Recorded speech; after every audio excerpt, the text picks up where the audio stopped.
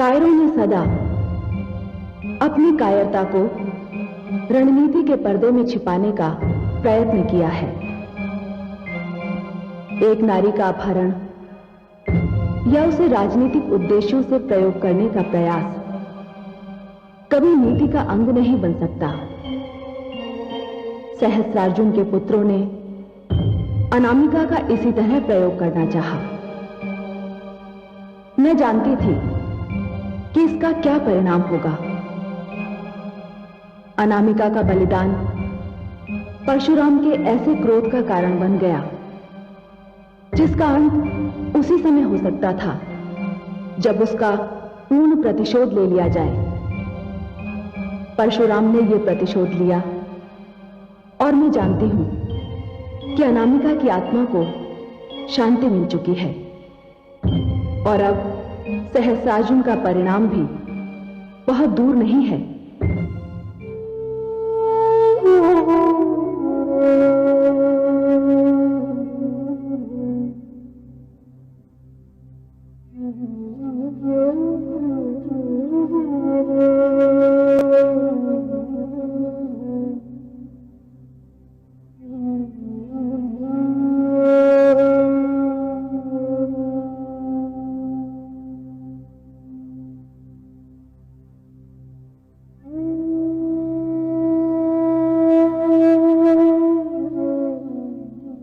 माता, आपने कहा था ना कि जिन लोगों ने आपका सुहाग लूटा है उनका वंश मिट जाए।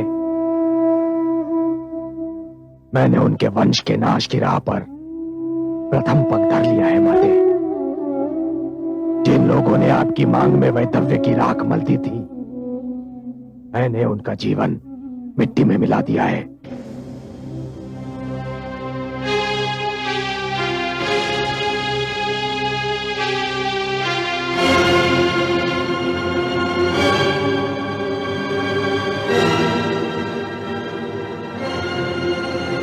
माता, अब तो आपके हृदय को शांति मिली।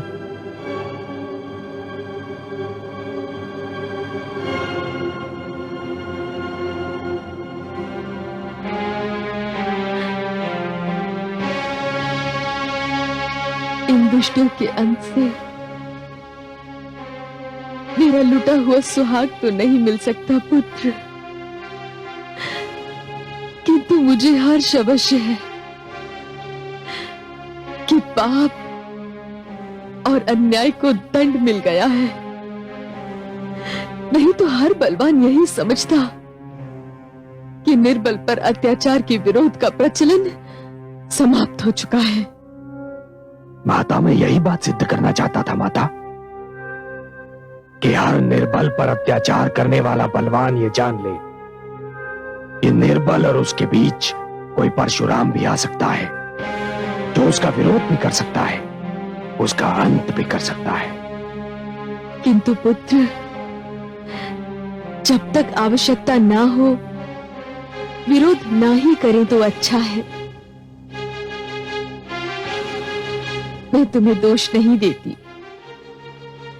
किंतु यदि एक ऋषि पुत्र की दृष्टि से करुणा ही चली गई तो ये समस्त संसार के लिए बहुत ही दुखद घटना होगी।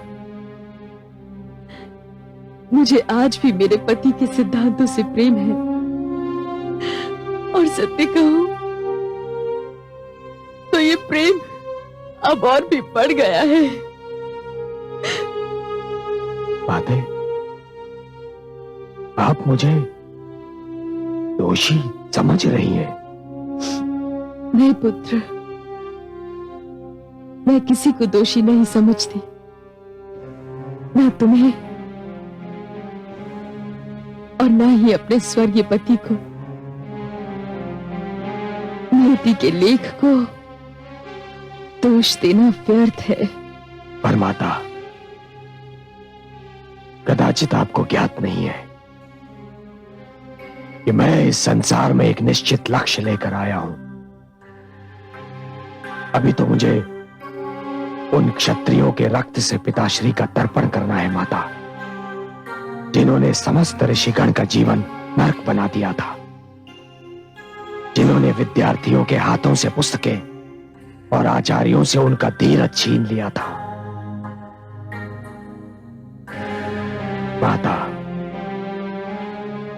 मैंने सरियानावत में जो कुंड बनाया है, उस कुंड को क्षत्रियों के रक्त से भरना है। मैंने आपको यह वचन दिया था माता, और वो वचन मैं अवश्य निभाऊंगा।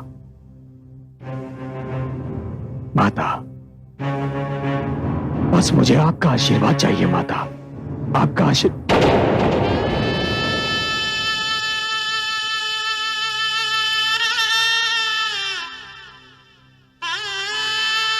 माता, माता, माता, माता, माता, माता, माता। अनुज, क्या हुआ इनको? माता हमें छोड़कर चली गई बंधु। नहीं, माते, माते, माते, माते, माते। नहीं बंधु, नहीं, अश्रु मत बहाओ। वीरांगना की मृत्यु पर अश्रु बहाना उसकी वीरता का अनादर करना है।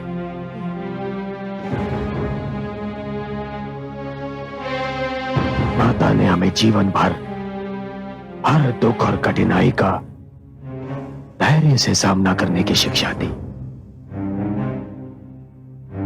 और ऐसी वीर स्त्री की आंखें बंद होते ही हम उसी की दी हुई शिक्षा को भुला देंगे? नहीं, नहीं। किंतु अब हम आशीर्वाद किससे मांगेंगे? कौन देगा हमें आशीर्वाद? माता तो हमें आशीर्वाद देकर गई है बंधुओं।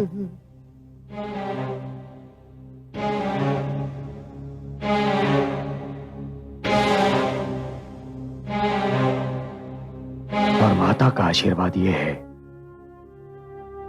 कि अब जब हम अत्याचार से युद्ध करें तो हमें यह ध्यान न रहे कि हमारी माता की सुरक्षा कौन करेगा।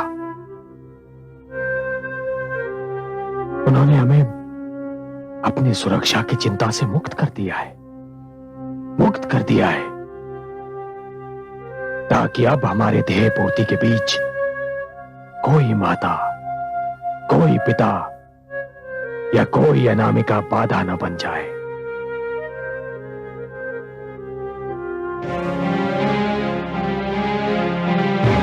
अब मेरे लिए संसार में केवल दो ही वस्तुएं बची हैं, सहस्त्रार्जुन का शीश और मेरा परशु।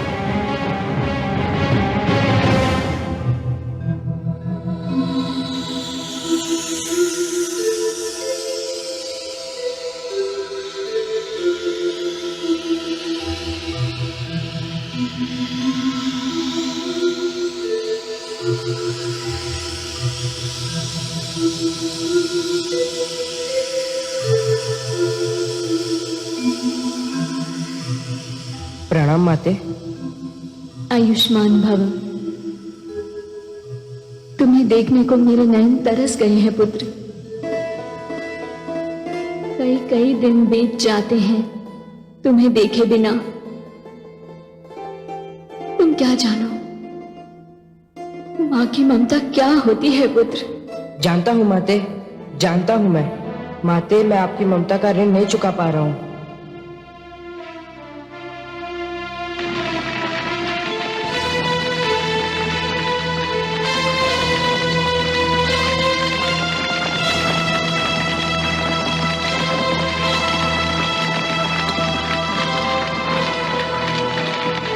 पुत्र, कहीं भावना की धारा में तुम बह तो नहीं गए ना?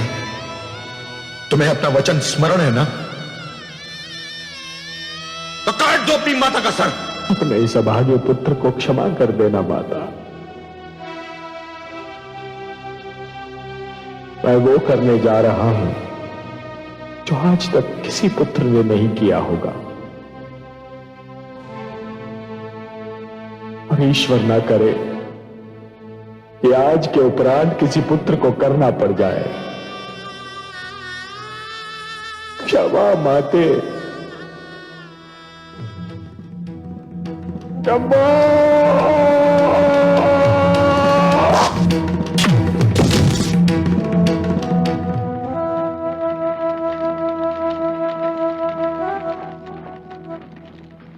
माता, अंतिम विदा देने आया हूं माता। मेरा प्रणाम स्वीकार कीजिए।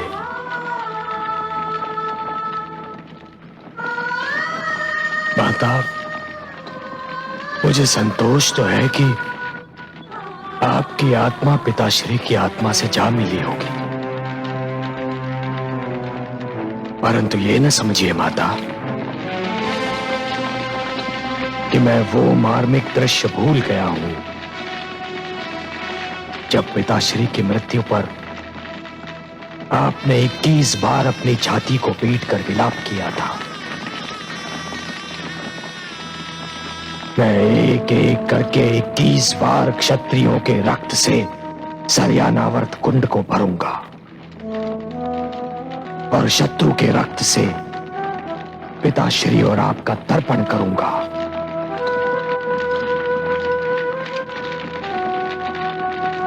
ये आपका ऋण है मुझ पर माता, ऋण है मुझ पर। मुझे आपकी शपथ माता, आपकी शपथ, यदि मैं ऐसा ना करूं तो घोर नरक में चला जाऊं और ऋषि जमदग्नि तथा देवी रेणुका का पुत्र ना कहलाऊं।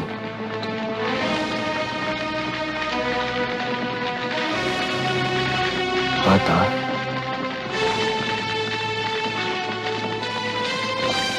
आज अपने आप को एकदम अकेला महसूस कर रहा हूं माता।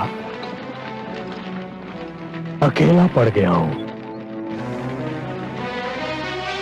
क्योंकि आप तो वो माता है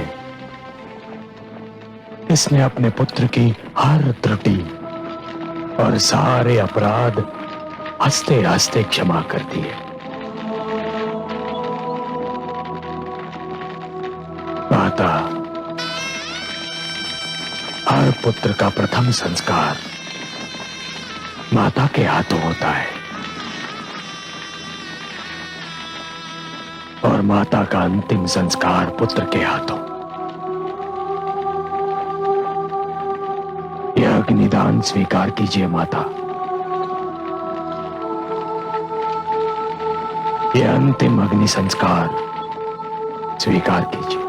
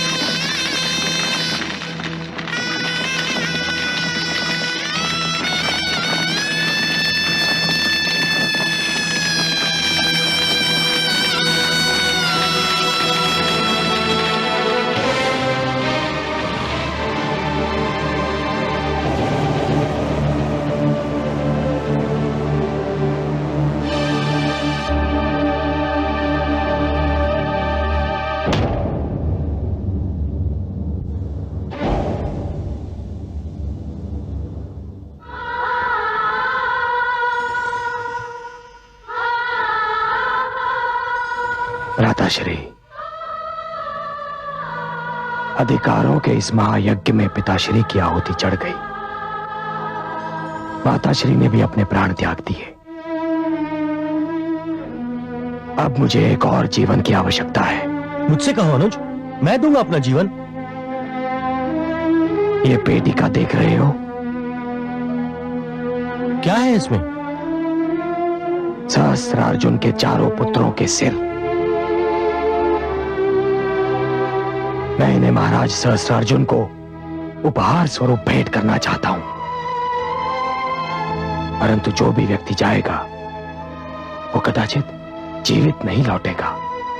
अनुज, जब सम्मान का प्रश्न होता है, जब प्रतिष्ठा दांव पर लगी होती है, जब अत्याचार के विरोध का चक्र चलता है, तब प्राणों का कोई मूल्य नहीं होता। मुझसे कहो क्या करना है। इसे महाराज सहस्त्रार्जुन के सेनापति को भेंट करो मेरी ओर से, और इसे ये निवेदन करो कि इसे केवल महाराज सहस्त्रार्जुन ही खोलेंगे। सेनापति एक क्षत्रिय है और मेरा विश्वास है कि वो ऐसा ही करेगा, क्योंकि सहस्त्रार्जुन और उसके सारे सहयोगी ये जानते हैं कि आप युद्ध कला में प्रवीण नहीं हैं। आप तो केवल एक आचार्य हैं। कदाचित आपके प्राणों की रक्षा हो जाए, किंतु भ्राता, आपको अपने मस्तक पर मृतक वस्त्र बांधकर ही जाना होगा। मैं जाऊंगा अनुज, अवश्य जाऊंगा। यदि ये प्राण चले गए तो समझूंगा मातृ पितृ ऋण उतारने की चेष्टा तो की। भ्राता, ये कार्य स्वयं मैं भी कर सकता था, किंतु अनुज, तुम्हारा निर्णय उचित है। तुम्हें संपूर्ण युद्ध का संचालन करना है। सैनिक अनेकों होते हैं, किंतु सेनापति एक होता है। भ्राता, मुझे अब चलना चाहिए। भ्राता, यशस्वी भव, यशस्वी भव।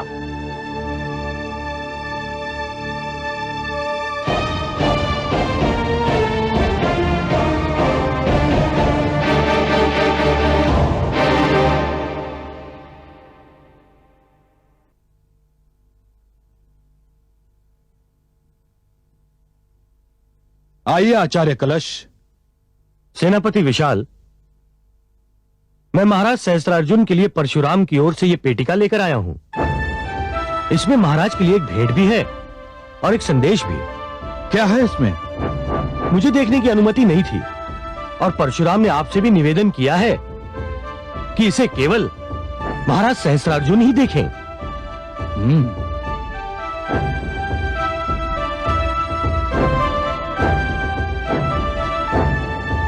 पेटिका की बनावट देखकर तो ऐसा लगता है कि परशुराम ने हमारे महाराज के लिए कोई अनमोल भेंट भेजी है, और राज की सैनिक तैयारियां देखकर घबरा गया है परशुराम। एक सशस्त्र बड़ी सेना का सामना करना इतना सरल नहीं होता आचार्य कलश। यह पेटिका आप द्वारा लाई गई है, इसलिए मुझे इसमें कुछ भी संदेह योग्य नहीं लगता। मैं इस पेटिका को महाराज तक पहुंचा दूंगा। आप जा सकते हैं।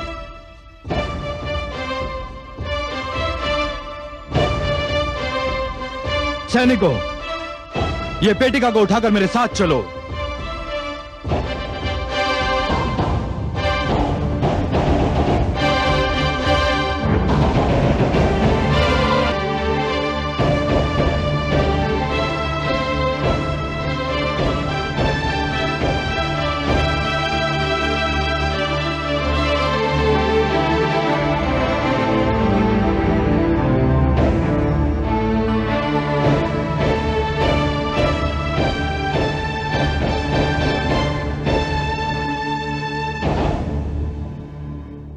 कहो महामंत्री, कोई सूचना मिली कि हमारे चारों पुत्रों को जिन राज्यों में पहुंचना था, क्या वो वहां पहुंच गए?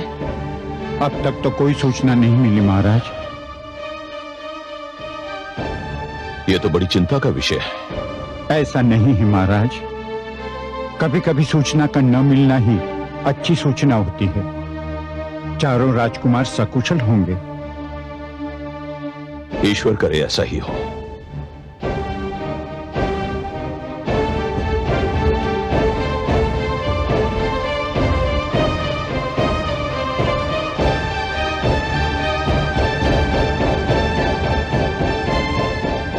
महाराज की जय हो। महाराज, परशुराम ने आपके लिए कुछ भेजा है। परशुराम ने मेरे लिए? हाँ महाराज, और जो व्यक्ति इसे लेकर आया था उसने कहा था कि यह केवल आपके लिए है और इसे केवल आपके समक्ष ही खोला जाए। ठीक है, मंगवाओ उसे। जो आज्ञा महाराज।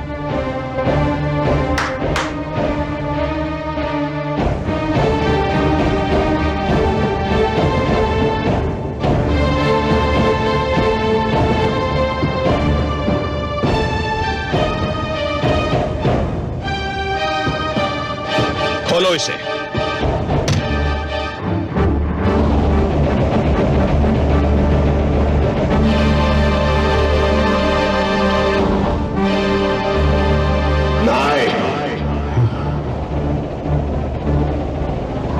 क्या हुआ महाराज?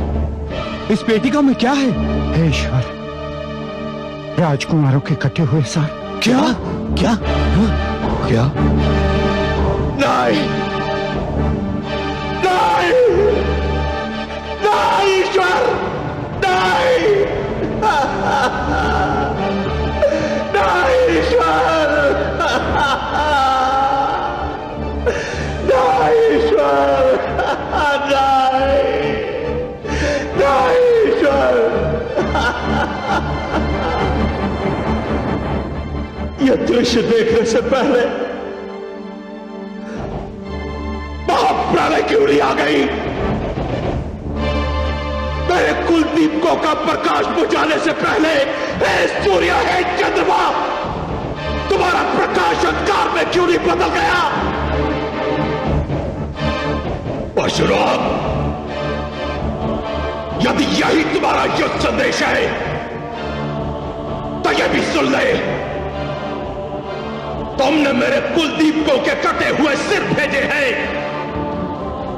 इन कटे हुए सिरों की सौगंध, मैं इस धरती पर एक भी भार्गव को जीवित नहीं छोड़ूंगा, बिल्कुल नहीं छोड़ूंगा। परशुराम,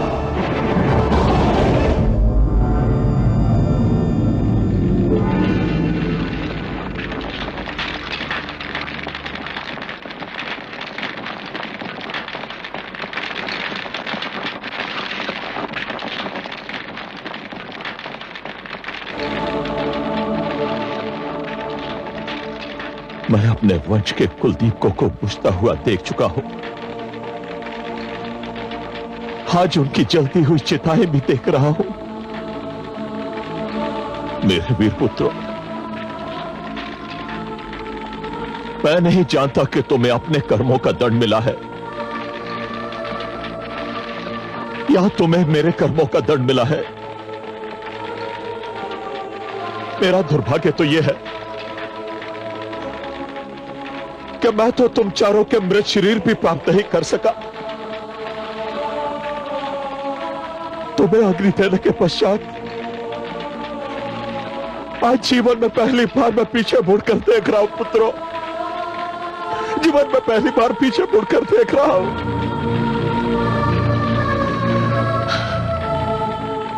मैं देख रहा हूं उस सहस्रार्जुन को जो महान कृतवीर्य का पुत्र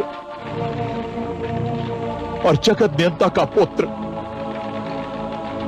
सहस्र बाहुओं का बल रखने वाला। हां, यही भगवान दत्तात्रेय ने मुझे वरदान दिया था। मेरे तप से प्रसन्न होकर आज मैं सोच रहा हूं कि वो तपस्वी कहां चला गया। आज मैं सोच रहा हूं कि ये सम्राट मेरे अंदर कैसे प्रवेश कर गया। लोगों के जीवन की यात्रा संन्यास पर समाप्त होती है, परंतु मेरे जीवन की यात्रा तो संन्यास से प्रारंभ हुई थी।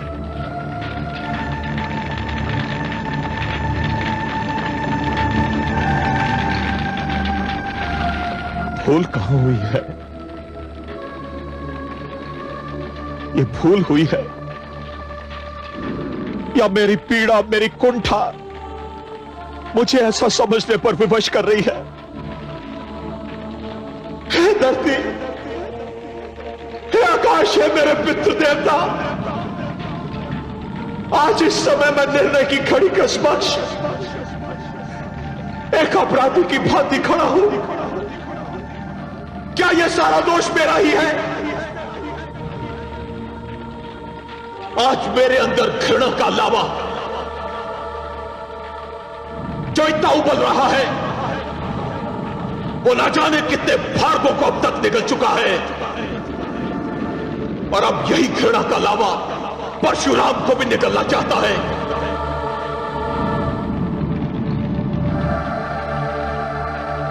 हाँ महाराज, यही सत्य है।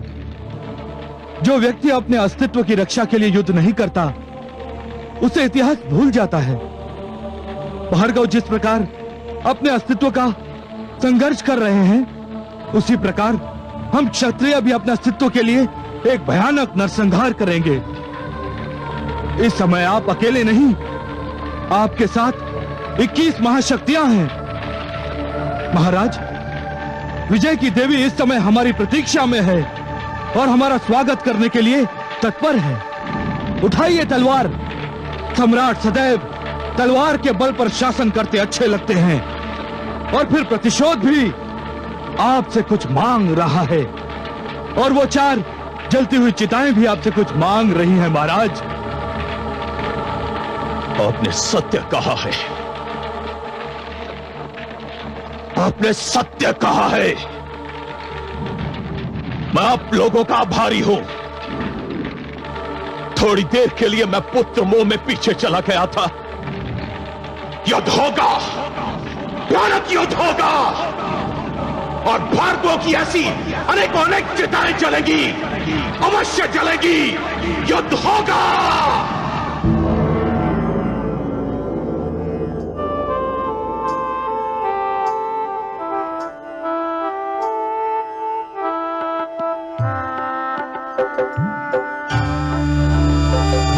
नारायण नारायण।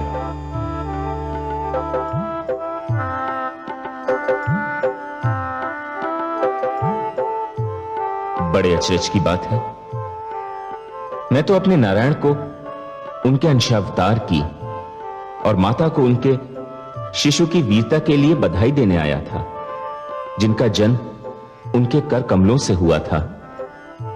किंतु नारायण के मुख पर गंभीरता की छाया देखकर मैं कुछ कहने का साहस नहीं जुटा पा रहा हूं। माता, आप ही मुझे बताइए, आप दोनों इतने शोकाकुल क्यों हैं? क्या कहें देवर्षि, जिन हाथों में संसार के सर्वोत्तम शस्त्र इसलिए दिए जाएं कि वो मानव जाति की रक्षा का भार संभाल सके, मानवता के रक्षक बन सके, यदि वही हाथ भ्रष्टाचार और अनैतिकता की दलदल में धंस जाएं, तो क्या मन को दुख नहीं होगा? आज हम दोनों के सिर लज्जा से झुक गए हैं। आपके मुख से निकले हुए शब्द बहुमूल्य हैं माते, किंतु मैं इन शब्दों का अर्थ समझने में स्वयं को असमर्थ पा रहा हूं। आप किन हाथों की चर्चा कर रही हैं? अपने प्रपौत्र के हाथों की। आपका प्रपौत्र?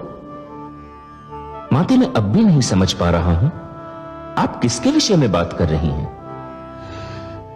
सहस्त्रार्जुन के विषय में। और किसके? ठहरिए माते, आप मुझको जितना शक्तिशाली समझ रही हैं, मैं उतना हूं नहीं। मुझे इस झटके से संभलने दीजिए। सहस्रार्जुन आपका पपौत्र है?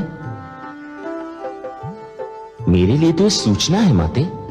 हाँ देवर्षि, ये बात बहुत कम लोगों को ज्ञात है। यूं तो मेरे कमल नयन बहुत ही कृपालु, दयालु हैं।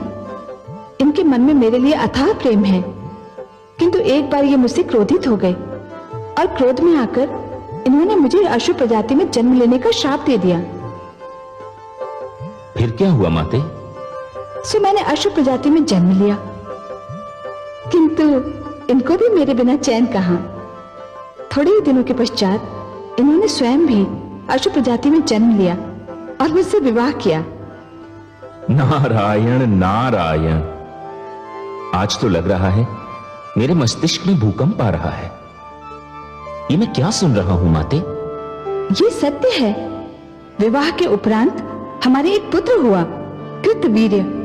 सहस्रार्जुन उसी कृतवीर्य का पुत्र है, तो फिर वो हमारा प्रपौत्र हुआ ना। इतने महान पिता का इतना आतताई पुत्र। यही तो दुख की बात है देवर्षि। सहस्रार्जुन आरंभ में बहुत सुशील और चरित्रवान था, परंतु जैसे ही मैंने दत्तात्रेय के रूप में उसे सहस्रबाहु होने का वरदान दिया, उसने तो अपने जीवन का मार्ग ही परिवर्तित कर दिया। सर्वेश्वर ने उसे सहस्त्रबाहु इसलिए दिए थे कि वो अपने सहस्त्र हाथों से मानवता की रक्षा करेगा, किंतु उसने अपने हाथों में ऐसे शस्त्र थाम लिए जिनमें अनैतिकता, भ्रष्टाचार और अन्याय की दुर्गंध बसी हुई थी। ऐसे अत्याचारियों का तो अंत होना ही चाहिए। वो तो होकर रहेगा, किंतु दुख की बात यह है देवर्षि कि उसका अंत स्वयं मुझे करना होगा। कितना दुर्भाग्य है ना देवर्षि कि अपनों को अपनों के ही हाथों दंड मिलेगा। किंतु मैं कर भी क्या सकता हूं? उसने जमदग्नि जैसे महान ऋषि को कष्ट दिया, समस्त ऋषिगण का जीवन नर्क बना दिया, विद्यार्थियों का जीना दूभर कर दिया। मुझे उसका वध तो करना ही होगा।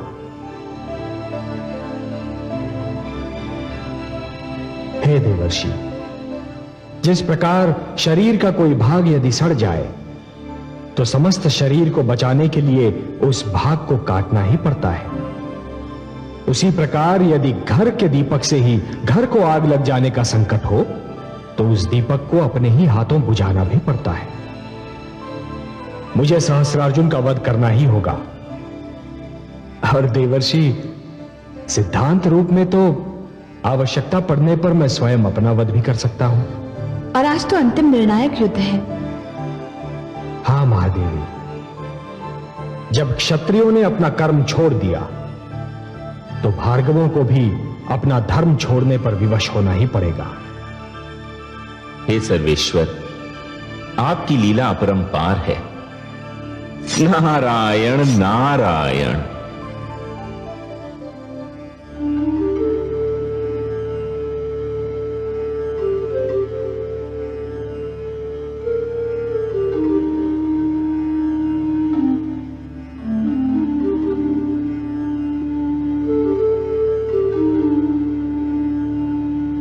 मैं तुम्हारे विचारों से सहमत नहीं हूं पुत्र, किंतु मुझे अभी यह लगता है कि तुम अधीर हो उठे हो। तुम धैर्य से कार्य नहीं ले रहे हो पुत्र। आप जिसे धैर्य कहते हैं, मुझे उस पर आत्महत्या का संदेह होता है। मुझे मृत्यु से डर नहीं लगता पिताश्री, किंतु मैं उस मृत्यु के नाम से भी घृणा करता हूं, जो केवल इसलिए आ दबोचे कि हमने जीने का प्रयत्न ही नहीं किया था।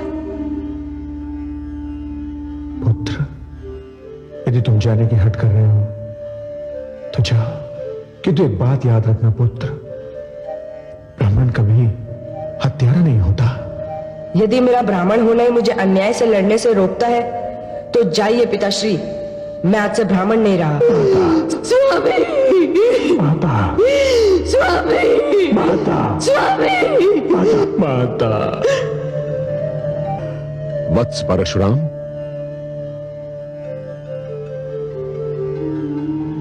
ब्रह्मर्षि वशिष्ठ, चरण वंदन।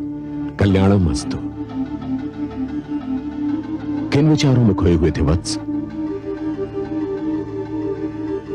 ब्रह्मर्षि, मैं अपने बाल्यकाल से माता रेणुका के निधन तक की एक एक घटना का मूल्यांकन करने की चेष्टा कर रहा था। मेरा सौभाग्य कि आपके दर्शन हुए। आप कब आए ब्रह्मर्षि? अभी अभी। बस परशुराम, जीवन के मार्ग पर चलते हुए हर नई घटना का मूल्यांकन करते समय पीछे मुड़कर अवश्य देख लेना चाहिए। जिस प्रकार वनराज सिंह हर 10 पग चलने के पश्चात पल भर को रुकता है, स्थिति को आंकता है और फिर पीछे मुड़कर देखता है। हे ब्रह्मर्षि, जीवन संग्राम में जूझते जूझते मेरा बाल्यकाल तो खो गया और आयु के रथ के पहिए में मेरे युवा काल का उत्तरीय इस प्रकार उलझ गया है ब्रह्मर्षि कि मैं समझ नहीं पा रहा हूं कि क्या करूं। काल का पहिया रुक नहीं सकता और उत्तरीय बचाने का निर्णय मुझे बड़ी शीघ्रता से करना होगा। हे ब्रह्मर्षि, आप ही बताइए कि कहीं मैं सहस्रार्जुन से असीम घृणा के कारण कोई पाप या कोई अनर्थ तो नहीं कर रहा। मुझे प्राण लेने या प्राण देने का निर्णय करना है ब्रह्मर्षि, मेरी सहायता कीजिए। बड़ा ही शुभ हुआ वत्स परशुराम कि मैं तुमसे मिलने आ गया। तुम्हें भ्रमित होने की कोई आवश्यकता नहीं है, क्योंकि युद्ध को निमंत्रण तुमने नहीं दिया, अन्याय को जन्म तुमने नहीं दिया और यह व्यवस्था तुमने नहीं बनाई। हे परशुराम, इस पृथ्वी पर जो भी प्राणी आता है उसमें परमात्मा का अंश होता है और यह ईश्वर की वाणी है कि अन्याय सहने वाला अन्याय करने वाले से अधिक बुरा होता है। पाप कर्म होता देखकर जो उसका प्रतिरोध नहीं करता वो महापापी होता है। परशुराम, सत्य तुम्हारे साथ है, न्याय तुम्हारे साथ है, धर्म तुम्हारे साथ है। वत्स परशुराम, तुमने जो पग उठाया है वो उचित है, न्याय संगत है और मेरा ही नहीं अपितु समस्त ऋषि समाज का समर्थन तुम्हें प्राप्त है। उठो भार्गव वीर, संशय की दीवार को गिरा दो, भ्रम की चादर को चीर डालो और हे क्रांति के महानायक परशुराम, इस अन्याय को सदा सदा के लिए इस पृथ्वी से निर्मूल कर दो, समाप्त कर दो।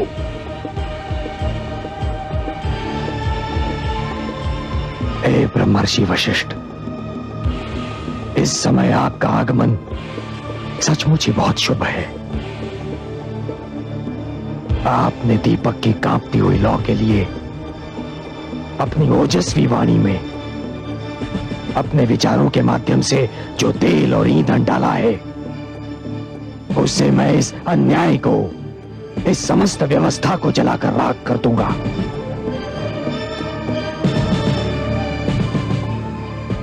मुझे आशीर्वाद दीजिए। विजयी भव।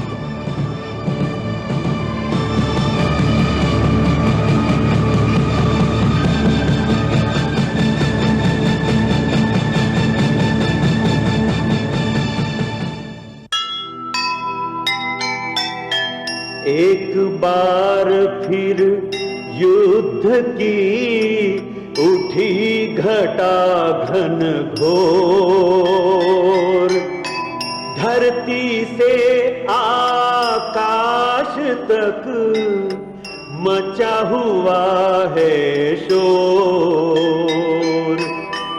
एक और सेना बड़ी, एक और सतना,